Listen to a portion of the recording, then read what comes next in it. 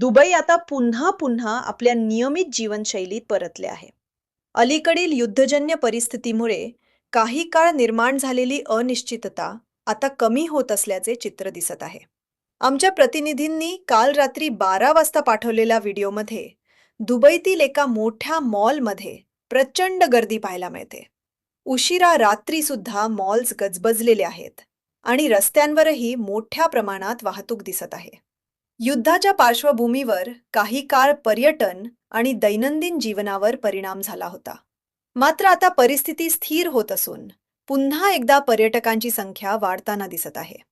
विशेषतः भारतातून अनेक पर्यटक दुबईला भेट देत आहेत आणि शहरातील शॉपिंग, मनोरंजन व आधुनिक सुविधांचा आनंद घेत आहेत.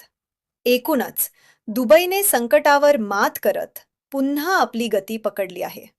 रात्रीच्या वेळीही अशी मोठी गर्दी दिसणे म्हणजे शहर पुन्हा पूर्णपणे सक्रिय झाले आहे, असे स्पष्टपणे दिसून येते.